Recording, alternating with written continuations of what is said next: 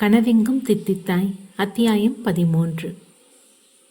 சிவா அமிர்தாவை பாதுகாப்பான இடத்தில் தங்க வைத்து தனது அலைபேசி எண்ணையும் கொடுத்து நள்ளிரவு வீட்டை வந்து அடைந்தான். அவனது தங்கை சோனியா ஐடி கம்பெனியில் வேலை செய்வதால் நேரம் காலம் இல்லாமல் ஓடியாடி உழைத்துக் கொண்டிருந்தாள். வீட்டில் யாருக்கும் அவள் வேலைக்கு போக விருப்பமில்லை என்றாலும் அவளின் விருப்பத்திற்கு யாரும் தடை சொல்லவில்லை. இப்படியே நாட்கள் கடக்க அன்று ஒரு நாள் இரவு சோனியா வேலை முடித்து தனது காரில் வந்து கொண்டிருக்க அவளை 4 இருசக்கர வாகனங்களில் 5-6 பேர் வெகு நேரமாக பின்தொடர்ந்து கொண்டிருப்பதை உணர்ந்தவன் தனது மொபைலை கையில் எடுத்து நேரத்தை பார்த்து தந்தைக்கு அழைக்க வேண்டாம் என்று எண்ணி சிவாவுக்கு அழைப்பை விடுத்தாள். ஆனால் சிவாவோ வேறொரு பிரச்சனையில் மூழ்கியிருக்க அவளது போனை அவனால் அட்டென்ட் செய்ய முடியவில்லை. மீண்டும் தொடர்ந்து அவனுக்கே போன் பண்ண ஒரு கட்டத்தில் சிவாவின் போன் சுவிட்ச் ஆஃப் என்ற செய்தியை அவளுக்கு கொடுத்தது. மனதில் சிறு பயம் பரவ பிரதாப்புக்கு அழைக்கலாம் என எண்ணிய அடுத்த நொடி பின்தொடர்ந்த 4 இருசக்கர வாகனங்களும் ஒரு சேர இவளின் வாகனத்தின் பின்பகுதியில் இடித்தது. வண்டி குலுங்க கையில் இருந்த போன் கீழே விழ பயந்து போனவள் நிலை தடுமாற கட்டுப்பாட்டை இழந்த வண்டி பக்கவாட்டில் நின்றிருந்த மரத்தில் இடித்து நின்றது. இடித்த வேகத்தில் நெற்றியில் அடிபட அப்படியே மயங்கி சரிந்தாள். பின்தொடர்ந்து வந்தவர்களில் ஒருவன் வண்டியை திறந்து டிரைவர் சீட்டில் இருந்த சோனியாவை தள்ளி பக்கத்து சீட்டில் அமர்த்தியவன் தானே வண்டியை டிரைவ் செய்து அவர்களுக்கே பிரத்யேகமான குடோனை நோக்கி செலுத்தினான். ஆள் அரவமற்ற குடோனில் சில பேர்களின் காலடி சத்தம் மட்டுமே தொடர்ந்து கேட்டுக்கொண்டிருந்தது. குடோனின் முன் வண்டியை நிறுத்திய கல்வன் தனது முதலாளிக்கு போன் செய்ய வண்டியை விட்டு இறங்கினான். முதலாளியிடம் பேசியவாறே வண்டியின் கதவை பட்டென்று மூட அந்த சத்தத்தில் கண் விழித்தவள் தான் எங்கே இருக்கிறோம் என சுற்றி முற்றி பார்க்க அது நல்ல இடம் இல்லை என்பது மட்டும் அவளுக்கு ஊர்ஜிதமானது. தனது போனை தேட அவளின் காலடியின் பக்கத்திலேயே அது கிடந்தது. அவளின் வண்டியில் சுற்றியிருந்த கிளாஸ் செமி டிரான்ஸ்பரண்ட் என்பதால் அவள் உள்ளே செய்து கொண்டிருப்பது வெளியில் நிற்பவர்களுக்கு தெரியாமல் இருந்தது.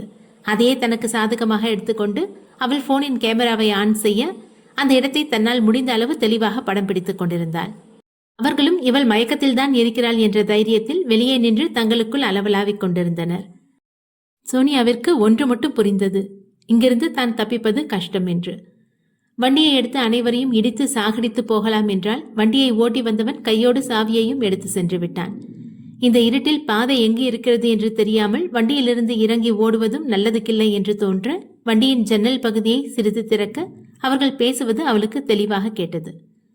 அப்பொழுதுதான் ஒரு விஷயத்தை கவனித்தாள். குடோனில் இருந்த சில தடியன்கள் மரத்தாலான பாக்ஸை ஒருவர் பின் ஒருவராக சுமந்து கொண்டு ஒரு வண்டியில் ஏறுவதை. அது என்னவென்று தெரியாவிட்டாலும் அனைவரின் முகமும் தெளிவாக தெரியும்படி படம் பிடித்துக் கொண்டிருந்தாள். கள்வர்கள் தங்களுக்குள் பேசியதை பார்த்தால் இன்னும் கொஞ்ச நேரத்தில் அவர்களுடைய தலைவன் வருவான் என அறிந்து கொண்டவள் அவனையும் எப்படியாவது படம் பிடித்து வெளி உலகத்திற்கு காட்ட வேண்டும் என நினைத்துக் கொண்டிருக்கையிலேயே ஒரு உயர்தர வாகனம் இவளின் வாகனத்தின் முன் வந்து நின்றது. அதிலிருந்து ஒருவன் கம்பீரமாக இறங்க இவன்தான் இக்கூட்டத்திற்கு தலைவன் என நினைத்தவள் அவன் உருவத்தையும் தனது போனில் சேமித்துக் கொண்டாள். என்ன எல்லாம் கரெக்டா முடிஞ்சதா? Yes boss. யாருக்கும் சந்தேகம் வரலையே? இல்ல பாஸ், ஆனா சிசிடிவி கேமரா அதை நான் பாத்துக்கிறேன் என்றவனுக்கு தனது தந்தையிடமிருந்து போன் வர அல்ல கைகளில் ஒருவன் போனை அட்டென்ட் செய்து அவனிடம் கொடுத்தான். ஹலோப்பா. டேய் ஜெகா, எங்கடா இருக்க? உன்னை இன்னும் காணலேன்னு உன்னோட அம்மா என்னை காய்ச்சி எடுத்துட்டு இருக்கா. இன்னும் ஒரு 1/2 மணி நேரத்துக்குள்ள வந்துடுறேன். அப்புறம் வேலை எப்படி முடிஞ்சது? இன்னும் 10 நிமிஷத்துக்குள்ள பார்சல் பண்ணிடுவேன். சரிப்பா, வேலை முடிஞ்சதும் சீக்கிரமா வீட்டுக்கு வந்து சேரு. பாஸ், அந்த பொண்ணை வண்டியில ஏத்துட்டுப்பா. இல்ல, அவளுக்கு வேற தனி வண்டி வருது. பாஸ், தனி வண்டியா? ஆனா அவளை இன்னைக்கு நம்ம ஹாஸ்பிட்டல்ல அட்மிட் பண்ணி ஆகணும். அவளோட இதயம் மேட்ச் ஆகுறவனுக்கு அவ்வளோ பெரிய வயசு ஒன்றும் ஆகல. ஒரு 2-3 வாரம் தாக்கு பிடிப்பான். 2-3 வாரமா? அது வரைக்கும் இந்த பொண்ணை நாம என்ன பண்றது பாஸ்? அவளை ஃபோட்டோவில் பார்த்ததுமே அவளோட அழகு எனக்கு இறங்கடிச்சிருச்சு. ஒரு வாரம் நான் யூஸ் பண்ணிட்டு கொடுக்குறேன். நீங்களும் ஆசைத்தீர என்ஜாய் பண்ணுங்க. அப்புறம் ஹாஸ்பிட்டல் அட்மிட் பண்ணால் போதும்.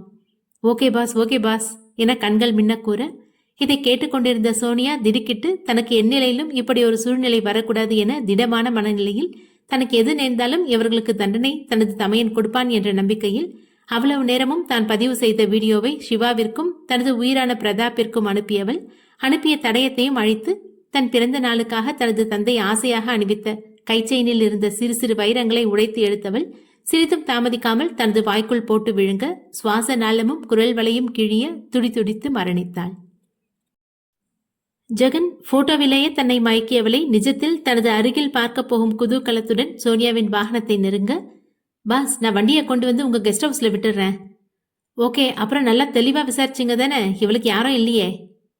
அது பாஸ். என்னடா தயங்குற? அது பாஸ், இந்த பொண்ணு பெரிய பணக்கார வீட்டு பொண்ணு. வாட்? நேத்து வரை தனியா இருக்கான்னு சொன்ன, இன்னைக்கு என்னடா பெரிய வீட்டு பொண்ணுன்னு சொல்ற? பாஸ், தகவல் சொன்னவன் ஏதோ மாத்தி பொண்ணை பார்த்துட்டான். இன்னைக்கு சாயந்தரம் தான் உண்மை தெரிஞ்சது. அப்படி என்ன தெரிஞ்சது? பாஸ், இந்த பொண்ணோட அண்ணன் போலீஸ்காரனா. என்னடா சொல்ற? எனக்கத்த. ஆமா பாஸ். சே, உங்களெல்லாம் வச்சுக்கிட்டு தொழில் பண்ற பாரு, என்ன சொல்லணும். நாம எப்படிப்பட்ட தொழில் செய்யறோம்னு தெரிஞ்சும் இப்படியா இருக்கிறது என மேலும் பல அர்ச்சனைகளை ரவுடிகளுக்கு கொடுத்தவன் கார் கதவை திறக்க சோனியா வாயிலிருந்து ரத்தம் வழிய பேச்சு மூச்சு இல்லாமல் கிடந்தாள். அதை பார்த்து திகைத்தவன் உடனே அவளின் போனை எடுத்து ஆராய கால் ஹிஸ்டரியில் ப்ரோ என்ற எண்ணுக்கு பல தடவை அழைத்துள்ளாள் என அறிந்தவன் மறுநொடியே வாட்ஸ்அப்பை செக் செய்ய அதில் எதுவும் சந்தேகப்படும்படி இல்லை என்றாலும் ஒரு புறம் மனது உறுத்த அதை ஆஃப் செய்து தனது பாக்கெட்டில் போட்டுக்கொண்டான். பாஸ், இந்த பொண்ணு செத்து போயிடுச்சு. எல்லாம் உங்களால தான்டா, இனி என்ன பண்ணணுமோ பண்ணி தொலைங்க என்று அவர்களை பார்த்து எரிந்து விழுந்தவன் தனது வண்டியை எடுத்து அவ்விடத்தை விட்டு அகன்றான். இதுவே அவன் செய்த முதல் பிழை. ஒரு நிமிடம் பொறுமையாக நின்று யோசித்திருந்தால் இந்த தவறிலிருந்து அவன் ஈஸியாக வெளியில் வந்திருப்பான். முட்டாள் ரவுடிகளை பொறுப்பில் விட்டு சென்றதால் அவர்களும் சோனியாவின் வண்டியை குடோனின் பக்கத்திலேயே விபத்து நடந்தது மாதிரி செட் செய்தவர்கள் தங்களது பணியை பார்க்க சென்றனர். ஜெகனுக்கு எப்படியும் சோனியாவின் போலீஸ் அண்ணன் தன்னை மோப்பம் பிடிக்க நிறைய வாய்ப்புள்ளது என எண்ணியவன் அந்த குடோனை ஒரு வாரத்திற்குள்ளேயே அப்புறப்படுத்தி தனது தொழில் ரகசியங்களை வேறு இடத்திற்கு மாற்றியிருந்தான். வெறுமையான குடோன் சில ரசாயனங்களை வைத்து தூய்மைப்படுத்தி அவசரமாக காலி செய்ததை வெளிப்படையாக காட்டியது. இந்த நிகழ்வே பின்னாளில் சிவாவை ஜெகனின் மேல் சந்தேகம் கொள்ள வைத்தது. தனது பணபலத்தை கொண்டு ஜெகன் போஸ்ட்மார்ட்டம் ரிப்போர்ட்டை மாற்றி அவள் வைரங்கள் விழுங்கி இருந்ததை மறைத்து சாதாரண விபத்து என்று நம்ப வைத்திருந்தான். மகேஷின் கையில் இவர்களின் உரையாடல் பதிந்த வீடியோ கிடைத்து அன்று இரவே தனது அடியாட்களை வைத்து சோனியாவை கடத்திய 7 பேரை கொடூரமாக கொன்றான். இதைதான் தர்ஷினி அவனிடம் சொல்லி காட்டியது. சிவாவின் உடல் நலம் தேறி வந்தவுடன் அவனுக்கும் உண்மையை தெரிவித்து ஜெகனுக்கும் பரத்வாஜுக்கும் உலகிலேயே மிகவும் கொடுமையான தண்டனையை கொடுப்பதற்காகவே அவர்களை குடோனில் அடைத்து வைத்து ஒரு நேரம் சாப்பாடு மட்டும் கொடுத்து தனக்கு கீழ் வைத்திருந்தான். தனது வீட்டு இளவரசி தனது முதல் குழந்தை தனக்கு எல்லாமுமாக இருந்த உயிரான தங்கை துடிதுடித்து மரணித்த நிகழ்வு எதுவும் தெரியாமல் சில கயவர்களிடமிருந்து அமிர்தாவை மீட்கும் நோக்கில் சண்டையிட்டுக் கொண்டிருந்தான் சிவா. அன்று பணி குறைவாக இருந்ததால் மாலையிலேயே வீடு கிளம்பி கொண்டிருந்தவனுக்கு ஒரு புது நம்பரிலிருந்து போன் வர வண்டியை ஓரம் கட்டி போனை அட்டன் செய்து காதில் வைத்தான். எதிர்ப்புறமோ பேச்சுக்கு பதில் அழுகை சத்தமே வர ஏதோ சரியில்லை என்று உணர்ந்தவன் தனது டிபார்ட்மெண்டின் மூலம் போன் வந்த லொகேஷனை அரை நிமிடத்தில் அறிந்து அவ்விடத்தை நோக்கி விரைந்தான். ஊரின் ஒதுக்குப்புறமாக இருந்த ஆள் நடமாட்டம் அறவே இல்லாத அம்மன் கோவிலில் அமிர்தாவின் அழுகை சத்தம் மட்டுமே கேட்டுக்கொண்டிருந்தது. ஏய், அழறத கொஞ்சம் டிபார்ட்ரியா, காதே செவிடாயிடும் போல இருக்கு என கந்தன் கத்த. ப்ளீஸ் என்னை விட்டுடு, உன்னை விடுறதுக்காக அலைஞ்சு திரிஞ்சு கண்டுபிடிச்சு இங்க கூட்டிட்டு வந்திருக்க என கூறி சிரிக்க அவருடைய அடியாட்களும் சேர்ந்து சிரித்தனர். அமிர்தா தப்பிக்கும் வழியின்றி கண்ணீரில் கரைந்தவள். அந்நேரம் ஐயர் வர கந்தனும் அவனுடைய ஆட்களும் திருமண ஏற்பாட்டை கவனிக்கச் சென்றனர். அந்த இடைவெளியை பயன்படுத்தி கொண்ட அமிர்தா தனது இடுப்பில் மறைத்து வைத்திருந்த போனில் இருந்து சிவாவிற்கு அழைத்து அவனுடன் பேச முடியாத காரணத்தால் தனது நிலையை அழுகையால் தெரிவித்தாள். ஐயரே, சீக்கிரம் பண்ண வேண்டிய சம்பிரதாயங்களை பண்ணுங்க. தம்பி, ராத்திரி 8 மணிக்கு மேலதான் நல்ல நேரம் இருக்கு, இப்ப ராவுகாலம் போய்கிட்டு இருக்கு என அவனது ஆளுமையில் பயந்து தயங்கியபடி சொல்ல, என்ன ஐயரே சொல்றீங்க? ஆமாம் தம்பி, சொல்ல வேண்டியது என் கடமை. இந்த நேரத்துல கல்யாண பூஜை பண்ணி எனக்கு பழக்கம் இல்லை. அதை பற்றியெல்லாம் எனக்கு கவலை இல்லை, உடனே நடக்க வேண்டிய காரியத்தை பாருங்க. அண்ணாச்சி, என்னடா? அதில்ல அண்ணாச்சி, இந்த ஐயர் சொல்றதும் சரிதானே. நீங்கள் அன்னி கூட வாழ்க்கை ஆரம்பிக்கிறதுக்கு நல்ல நேரத்தில் இருந்தால் தானே உங்களுக்கு நல்லது. என்னலே சொல்கிற? உங்களுக்கே தெரியும் நம்மளை சுற்றி எத்தனை எதிரிங்க இருக்காங்கன்னு. எப்போ நம்மளை தீர்த்து கட்ட போகிறாங்கன்னே நமக்கு தெரியல. இதில் நீங்கள் ராவு காலத்தில் நல்ல விஷயம் பண்ண போய் இதுவே உங்களுக்கு எதிராக அமைஞ்சிடுச்சுன்னா?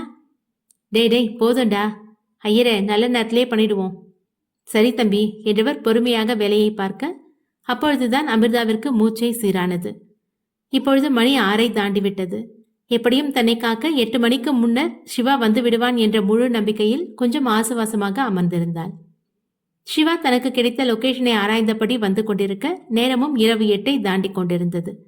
அமிர்தாவை வலுக்கட்டாயமாக 2 தரியன்கள் இழுத்து வந்து மணமேடையில் அமர்த்தினர். அவளுக்கு இருந்த ஒரே நம்பிக்கையும் குறைய கண்களை மூடி அமர்ந்து கந்தனின் கையால் தாலியை வாங்கப் போகும் சமயத்தில் துப்பாக்கி சத்தம் கேட்க சோர்ந்திருந்தவளுக்கு சிறு தைரியம் வர கந்தனை தள்ளிவிட்டு மணமேடையிலிருந்து இறங்கி சத்தம் வந்த திசையை நோக்கி ஓடினாள். கந்தன் ஒரு நிமிடம் துப்பாக்கி சத்தத்தை கேட்டு திடுக்கிட்டவன் அடுத்த நொடி தன்னை நிதானத்திற்கு கொண்டு வந்து அடியாட்களை ஏவ அவர்களும் அமிர்தாவை துரத்தி கொண்டு ஓடினர். சிவாவிற்கு அந்த இருட்டான காட்டுப்புறத்தில் அமிர்தாவுக்கு ஏதாவது அசம்பாவிதம் நடந்திருக்குமோ என்ற எண்ணத்தில் தூரத்தில் தீப்பந்தம் தெரிய தனது துப்பாக்கியை எடுத்து மேல் நோக்கி சுட்டவன் அந்த ஒளியை நோக்கி ஓடி வந்தான். அந்த திசையிலேயே அமிர்தாவும் ஓடிவர சிவாவின் மீது மோதி கீழே விழுந்தாள். ஏய், உனக்கு எதுவும் ஆவலையே? அங்க அவங்க என்ன? ரிலாக்ஸ். ஏய் போலீஸ், உனக்கு இங்க என்ன வேலை? யாருடா நீ? கந்தன் கேங், தெரிஞ்சுக்கிட்டல்ல, இடத்த காலி பண்ணு. உனக்கு எவ்வளோ தைரியம் தான் ஒரு போலீஸ் முன்னாடி நின்று இவ்வளோ ஏகத்தலமா பேசுவேன்? எங்க அண்ணாச்சி இருக்கும்போது எனக்கு என்னடா பயம்? எவன்டா அவன்? ஏய், இங்க என்னடா வாக்குவாதம் பண்ணிட்டு இருக்க? இந்த போலீஸ்க்கு நம்மளை பத்தி தெரியல அண்ணாச்சி. அம்மா, யாரு நீ? புது போலீஸா இருக்க? ஊருக்கு புதுசா? நீங்க யாருடா? எதுக்குடா இந்த பொண்ணை வற்புறுத்தி? நிறுத்து, இதெல்லாம் உனக்கு தேவையில்லாத விஷயம். ஏய், இங்க வா என அமிர்தாவை அழைக்க அவளும் நடுங்கியபடி சிவாவின் பின்னே தன்னை முழுவதும் மறைத்து நின்றாள். டேய், அவளை இழுத்துட்டு வாங்க, நல்ல நேரம் முடியறதுக்குள்ள எல்லாம் முடியணும் என்றவன் முன்னோக்கி நகர அமிர்தாவின் அருகே வந்த ரவுடியை சிவா அடித்த அடியில் கந்தனின் முன்னால் போய் விழுந்தான். டேய் போலீஸ், யாருன்னு தெரியாம என் மேல கை வச்சிட்ட. டேய், எங்கடா இருக்கீங்க என மற்ற அடியாட்களையும் அழைக்க அவர்கள் சிவாவை சுற்றி அடிக்க தயாராக நின்றனர். சிவாவும் தன் கையில் இருந்த துப்பாக்கியை தனது பாக்கெட்டில் வைத்தவன் எதிரிகளை அடித்து துவம்சம் செய்தான். அடியாட்களும் பலசாலிகளாக இருக்க அடியும் நீண்ட நேரம் தொடர்ந்து கொண்டே இருந்தது. இந்நிலையில்தான் சோனியா சிவாவிற்கு அழைக்க முதலில் தவிர்த்தவன் திரும்ப திரும்ப அழைப்பு வந்து கொண்டிருந்ததால் எதிரே வந்த அடியாட்களை தடுத்தபடி தனது போனை எடுக்க சோனியாவின் பெயர் தெரிய அட்டன் செய்யும் தருவாயில் பின்னாலிருந்து ஒருவன் அடித்த அடியில் போன் நெருப்பில் சென்று விழுந்தது. மீண்டும் சிறிது நேரம் அடி தொடர இதற்கு மேல் முடியாது என்ற கட்டத்தில் தனது துப்பாக்கியை எடுத்து சுடத் தொடங்கினான் சிவா. கந்தனுக்கும் அவனின் அடியாட்களுக்கும் கை கால்களில் என்று பாரபட்சம் இல்லாமல் குண்டு அடிபட அவ்விடத்திலேயே சுருண்டு விழுந்தனர். ஒரு ஓரமாக நின்றிருந்த அமிர்தா தன் முன்னால் அனைவரும் ரத்தம் வழிய சுருண்டு விழுந்ததை பார்த்து அவ்விடத்திலேயே மயங்கி சரிந்தாள். சிவா விரைந்து அவளிடம் வர சுய நினைவின்றி கிடைந்தவளை தன் கையில் ஏந்தி வண்டியில் அமர்த்தியவன் மெயின் ரோட்டை நோக்கி விரைந்தான். 1 மணி நேர பயணத்திற்கு பின்னே மெயின் ரோடிற்கு வந்தவன் எதிரே தெரிந்த ஒரு மருத்துவமனையில் அமிர்தாவை அட்மிட் செய்தான். டாக்டர், அந்த பொண்ணுக்கு நத்திங் இன்ஸ்பெக்டர், அதிர்ச்சியில் தான் மயக்கமாயிருக்காங்க. அப்புறம் எனக்கு எதுவும் சாப்பிடலன்னு நினைக்கிறேன், ரொம்ப டயர்டா இருக்காங்க, ட்ரிப் போட்டிருக்கேன். ஓகே டாக்டர் என்றவன் அமிர்தாவை அட்மிட் செய்த அறைக்குள் வந்து அமர்ந்தான். காலை விடியும் நேரம் அமிர்தா கண்விழிக்க அவளின் எதிரில் போடப்பட்டிருந்த பிளாஸ்டிக் சேரில் அமர்ந்தபடி உறங்கிக் கொண்டிருந்தான் சிவா. சார், சார் என்றழைக்க அவளின் சத்தத்தில் கண் விழித்தான். இப்போ உடம்புக்கு பரவாயில்லையா? நல்லா தானே இருக்க என கேட்டபடி எழுந்து அவளின் அருகே வர, நல்லா இருக்கேன் சார். அவங்க செத்துட்டாங்களா? இல்லை, அவங்க உயிருக்கு எந்த ஆபத்தும் இல்லை. இனி அவங்க உன்னை வம்பு பண்ண மாட்டாங்க. அவங்க மட்டும்தான் வம்பு பண்ண மாட்டாங்க என விரக்தியாக கூற, ஏன் வேற யாராலையாவது உனக்கு பிரச்சனை இருக்கா? தினம் இப்படிப்பட்ட பிரச்சனையை ஃபேஸ் பண்ணிக்கிட்டு தான் இருக்கேன் சார் என உள் சென்ற குரலில் கூற, என்ன கல்யாணம் பண்ணிக்கிறியா என சற்றும் யோசிக்காமல் சிவா கூற, சார், என்ன கல்யாணம் பண்ணிக்க உனக்கு சம்மதமா? அமிர்தா அமைதியாக இருக்க, என்னையும் அந்த கந்தன் மாதிரி தான் நினைக்கிறியா? இல்லை, இல்லவே இல்லை சார். அது நான் உங்களுக்கு தகுதி. எனக்கு உன்னை பிடிச்சிருக்கு அமிர்தா. உன்னை நான் கடைசி வரைக்கும் பத்திரமா பார்த்துக்குவேன். என்னை கட்டிக்க உனக்கு சம்மதமா? அமிர்தா அவனை கையெடுத்து கும்பிட அவளை தன்னிடையோடு கட்டி அணைத்து கொண்டான் சிவா. இருவரும் சிறிது நேரத்தில் ஹாஸ்பிட்டலில் இருந்து வெளிவந்தவர்கள் வண்டியில் சென்று கொண்டிருக்க யாரோ தங்களை பின்தொடர்ந்து வருவதை உணர்ந்தனர். இது சரிப்பட்டு வராது என்று உணர்ந்த சிவா நேரே ரெஜிஸ்டர் ஆபீஸ் சென்று அமிர்தாவை தன் மனைவியாக்கி வீட்டை நோக்கி பயணமானான். இரவு முழுவதும் வரதன் தனது மகனுக்கும் மகளுக்கும் போன் மூலம் அழைத்து தளர்ந்தவர் தானே தனது வாகனத்தில் தெரு தெருவாக தனது மகளை தேடித் திரிந்தார். ஒரு கட்டத்தில் சோனியாவின் வாகனம் மரத்தில் மோதி விபத்துக்குள்ளானதை கண்டவர் துடித்து போய் அதன் அருகே செல்ல சோனியா ஏற்கனவே இறந்திருந்தாள். இந்நிகழ்வை சிறிதும் எதிர்பாராத வரதன் வாய் விட்டு கதற எங்கெங்கோ போய்க் கொண்டிருந்த சில பேர் அவர் அருகே ஓடி வந்தனர். நடந்த விபரீதம் தெரிய ஆம்புலன்ஸுக்கு அழைத்து சோனியாவை ஹாஸ்பிட்டலுக்கு அனுப்பி வைத்தனர். சிவாவோ பெற்றோர்கள் தங்களை ஏற்றுக்கொள்வார்கள் என்ற நம்பிக்கையில் அமிர்தாவுடன் வீட்டிற்கு வர வீட்டின் முன்னே பல உயர்தர வாகனங்கள் நிப்பாட்டியிருக்க எதுவும் புரியாமல் அமிர்தாவுடன் உள்ளே வந்தான் சிவா. கூடத்தில் சோனியா உடல் முழுவதும் வெள்ளை துணியால் கட்டப்பட்டிருக்க உயிரற்ற ஜடமாய் படுக்க வைக்கப்பட்டிருந்தாள். தனது தங்கையின் நிலை அவனது உயிர் வரை சென்று வலிக்க அவ்விடத்திலேயே தளர்ந்து போய் அமர்ந்தான். ஒருபுறம் தாயும் தந்தையும் அழுது கொண்டிருக்க மறுபுறம் பிரதாப் சுயநினைவின்றி பிரவீனின் மடியில் படுத்து கிடந்தான். மகேஷும் காட்வினும் தங்களை நிதானப்படுத்தி இனி நடக்க வேண்டிய காரியத்தை பார்க்க ஆரம்பித்தனர். சொந்த பந்தங்கள் சிவாவுடன் மாலையும் கழுத்துமாக வந்த அமிர்தாவை வசைப்பாடத் தொடங்க, பரதன் இந்த பெண் தனது குடும்பத்தில் வந்ததால் தான் தனது மகளுக்கு இந்நிலைமை என ஆழமாக மனதில் பதிய, வெகுண்டு எழுந்தவர் சிவாவுடன் சேர்த்து அமிர்தாவையும் தரதரவென்று இழுத்து வெளியே தள்ளினார். சிவா எவ்வளவு கெஞ்சியும் தனது தங்கையின் இறுதி சடங்குக்கு கூட அனுமதிக்காமல் வீட்டை விட்டு வெளியேற்றினார் பரதன். சிவா தனது நண்பர்களை பார்க்க அவர்களும் பரதனுக்கு சற்றும் குறையாத கொதி நிலையில் நின்றிருந்தனர். அவர்களை அடிபட்ட பார்வை பார்த்தவன் மனதில் ஏற்பட்ட பெரும் காயத்துடன் அமிர்தாவின் கையை பிடித்து வெளியே அழைத்துச் சென்றான். நடந்த நிகழ்வுகளை மனதில் அசை போட்ட 3 நண்பர்களும் ஏதோ காலடி சத்தம் கேட்டுதான் நிகழ்வுலகத்திற்கு வந்தனர். ராஜண்ணா வந்து அவர்களின் மூவரின் முன்னே காஃபி கிளாஸை வைத்தவர் அமைதியாக வெளியேறினார். அந்த ராஸ்கலை சும்மா விடக்கூடாது மச்சான். வேற என்னமோ அவன் பெருசா செஞ்சுக்கிட்டு இருக்கான். அதையும் நாம என்னன்னு கண்டுபிடிக்கணும். ஆமா, தர்ஷினி ஃபர்ஸ்ட் கோடிங்க ட்ரை பண்ணி பார்க்கட்டும். ஏதாவது க்ளூ நமக்கு கிடைக்கலாம். சரிடா மச்சான், நான் கிளம்புறேன். லேட் நைட் ஆயிடுச்சு. சரி கிளம்புங்க. கிளம்புங்கன்னா நீ என்ன பண்ண போற? என்னால முடிஞ்சதை நான் ட்ரை பண்ண போறேன். அது காலையில வந்து பாத்துக்கலாம்டா. இல்லைன்னா வீட்டுக்கு போய் பாரு. ஓகே சரி, நானும் கிளம்புறேன். நீங்க போங்க. இருவரும் தங்களுக்கு நேரம் ஆவதை உணர்ந்து வீட்டிற்கு செல்ல மகேஷ் தர்ஷினிக்காக வாங்கிய மொபைலை பார்த்து கொண்டிருந்தான். அவளுக்கு தெரியாமல் இந்த போனில் எதையாவது செய்ய போய் அதை அவள் கண்டுபிடித்தால் என்ன செய்வாளோ என நினைத்தவன் அந்த எண்ணத்தை கைவிட்டு நாளைக்கு அதை அவள் கையில் கொடுக்கலாம் என்ற நினைப்பில் தன் கையோடு எடுத்துக்கொண்டு வீட்டிற்கு சென்றான். பிரவீன் வீட்டிற்கு சென்றதும் தாய் தந்தையருடன் சாப்பிட்டு முடித்து அறைக்கு சென்றவன் தனது போனை ஆராய்ந்தவாறே படுக்கையில் சரிந்தான். அப்பொழுதுதான் தேவிகாவிடமிருந்து வந்த வீடியோவை பார்த்தவன் நீலாவதி தன் உயிரானவளை வார்த்தைகளால் கருவிக்கொண்டு சென்றதை பார்க்க இதற்கு கூடிய சீக்கிரம் ஒரு முடிவு கட்ட வேண்டும் என்று நினைத்து கண்ணயர்ந்தான். தேவிகாவின் வீட்டில் அவளும் உறங்கச் செல்ல ரஞ்சித் தனது தமக்கையின் போனை அவளுக்கே தெரியாமல் எடுத்து தனது அறைக்குள் சென்றான். பிரவீனின் நம்பரை ஆராய்ந்தவன் அவன் வீடியோவை பார்த்ததை உறுதி செய்து வீடியோவை தேவிகாவின் போனில் இருந்து அழைத்தான். தேவிகா பொதுவாக வாட்ஸ்அப் பக்கமெல்லாம் அவ்வளவாக வருவதில்லை. அதனால் இந்நிகழ்வு அவளுக்கு தெரியாமலேயே போனது. மறுபடியும் தேவிகாவின் போனை அவளின் அறையில் வைத்து வெளியே வந்தவன் எதிரே தன் தந்தை நிற்க அவரை அந்நேரம் கூடத்தில் எதிர்பாராதவன் முழித்தவாறு நின்றிருந்தான். இங்க என்னடா பண்ணிட்டு இருக்க? அது ஒரு நடுராத்திரி, உனக்கு இங்க என்ன வேலை? அது வந்துப்பா என திக்கி திணற, என்னடா வாய் குழறுது என தனது குரலை உயர்த்த, பா அது எனக்கு அக்காவோட ஃபோன் தேவைப்பட்டுச்சு, அதான். அவளோட ஃபோனில் இந்த ராத்திரியில் உனக்கு என்னடா வேலை? என்னை மன்னிச்சிருங்கப்பா, காலையில் அத்தை வந்து கத்துனதை வீடியோ எடுத்து அக்காவுக்கு தெரியாமல் மாமாக்கு அனுப்பி வச்சிட்டேன். அதான் அவளுக்கு தெரியறதுக்கு முன்னாடி அதை அழிச்சிட்டேன். என்ன? உங்களுக்கே தெரியும் இல்லப்பா அத்தையோட குணம் பற்றி. அதான் பிரச்சனை பெருசாகிறதுக்கு முன்னாடியே மாமாக்கு தெரிகிற மாதிரி பண்ணேன். என்ன இருந்தாலும் நீ பண்ணது தப்புடா. நம்ம வீட்டு விஷயத்த நாம தான் கையாளணும். இதில் மாப்பிள்ளை இழுக்கிறது நல்லதுக்கு இல்லை. பிரச்சனை பெருசானா நிச்சயம் மாமாக்கு தெரிஞ்சே ஆகும். இதை நம்ம ஆரம்பத்துலேருந்தே சொல்லிட்டா. நிறுத்துடா, இந்த விஷயத்தில் மாப்பிள்ளை எந்த பிரச்சனையும் பண்ணக்கூடாது.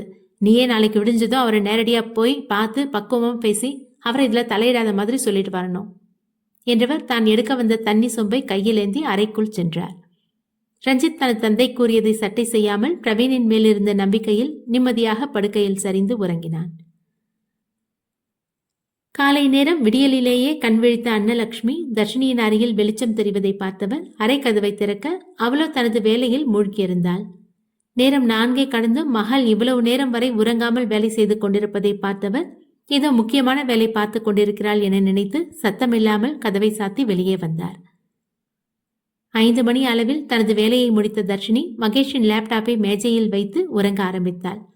வழக்கம் போல சோட்டா பீம் எழுந்ததும் தர்ஷினியை தேடி வர அன்னலட்சுமி அவனை தடுத்து தன்னுடனேயே அமர்த்தி கொண்டார்.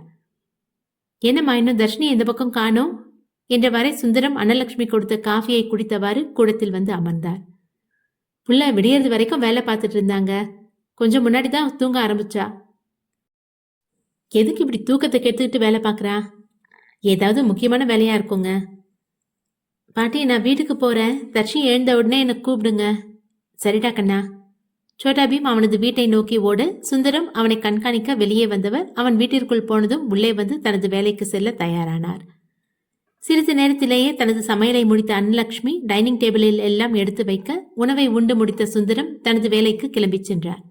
தனது கணவரை வழி அனுப்பி வைத்த அன்னலட்சுமி வீட்டிற்குள் வர அவரின் போன் அழைப்பு வந்ததை காட்டி அலற அதை அட்டென்ட் செய்து காதில் வைத்தார்.